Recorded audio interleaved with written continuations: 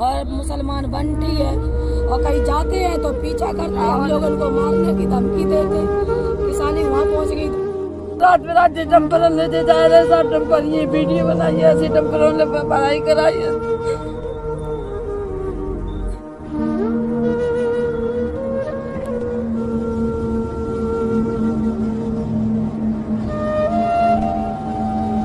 जनपद इटावा के बकेवर क्षेत्र अंतर्गत हाईवे पर दलित महिला की भूमि पर नामजद दंपक कब्जा करने की जुगत में लगे हुए हैं, जिसको लेकर पीड़ित महिला ने जिलाधिकारी इटावा को शिकायती पत्र देकर न्याय की गुहार लगाई। इस संबंध में पीड़ित महिला सरिता देवी व रेशमा देवी ने जिलाधिकारी इटावा को दिए शिकायती पत्र में बताया कि संक्रमणीय भूमिधर मालिक काबिज एवं सरकारी कागजात में नाम अंकित है। नामजद आरोपित पीड़ित महिला की भूमि पर कब्जा करने के प्रयास में लगे हुए हैं।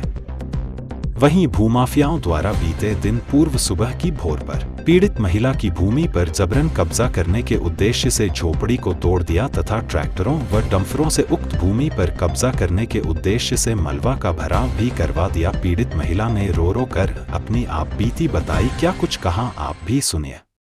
क्या नाम है आपका? सरिता देवी। कहाँ की रहने वाली हैं? बकेवर की। क्या मामला है आपका? ये खेती का मामला है साहब, मेरा खेत है कि और जबरदस्ती भगवान सिंह, राहुल और बंटी जबरदस्ती कब्जा किया है और मट्टी भी डाली है, और जब हम कहते हैं तो मुझे धमकी देते हैं मारने के लिए और मेरी रास्ता भी घेरते हैं ये लोग। अच्छा, तो आपने इस संबंध में प्रशासनिक अधिकारियों को अवगत कराया है? प्रार्थना जी कराया था, लेकिन मेरा यहाँ कोई सुनाई नहीं हुई। मैं बरतना गई, वहाँ भी नहीं सुनाई हुई। फिर इटावा गए, मैंने कोर्ट से वो की, कोई सुनवाई नहीं हो रही? कोर्ट में भी नहीं कोई सुनवाई हो रही है। कि क्या इन लोगों के द्वारा क्या मिट्टी का भराव कराया गया है? मिट्टी का भराया करवाया गया है, इन्हीं ने कराया है साहब। हम रोकते हैं, हमें गाली गलौज देते हैं। अच्छा, आपके घर में और कोई भी है? मेरे घर में साहब कोई नहीं है, हम तो दलित महिला हैंगे। रेशमा देवी। आपका क्या प्रकरण चल रहा है? मेरे खेत का मामला है सर। क्या खेत का मामला चल रहा है? खेत के मेरे जबरियन कब्जा कर रहे भगवान सिंह, राहुल और बंटी मुसलमान है।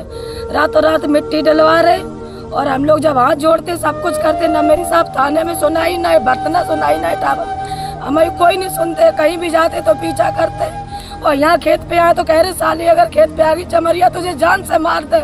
नहीं तो आपने जब मिट्टी डाली जा रही तब उन लोगों से कुछ रोका था आपने? साहब मैंने जानी नहीं, वो तो रातों रात करते हैं। रात में मैं यहाँ पे आके क्या करूँगा आके? अच्छा, तो आपके परिवार में कोई और भी है? मेरे परिवार में कोई नहीं है साहब, मैं तो विधवा है। मेरे 3 लड़कियां, वो भी एक विकलांग है। और जब मेरी लड़कियां दुकान पे जाई तो मेरी लड़कियों से कहता कि यहाँ अगर आ गई ना खेत पे तो तुझे जान से मरवा दूं।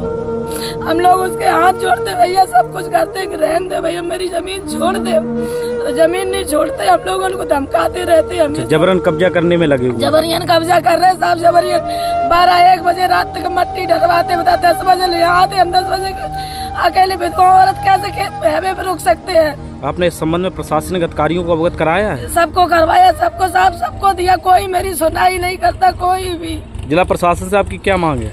मेरी ये मांग है कि मुझे अपनी जमीन चाहिए बस, और कुछ नहीं चाहिए साहब। मेरी खेती मुझे दिला दे, हाथ जोड़ के प्रार्थना है, ना तो मैं अपने आप ही सब लोग दम दे दी। जब खेती नहीं रहेगी तो किन के पीछे जिएंगे? लड़की में किसके सहारा रहूंगी, कहाँ जाऊंगी?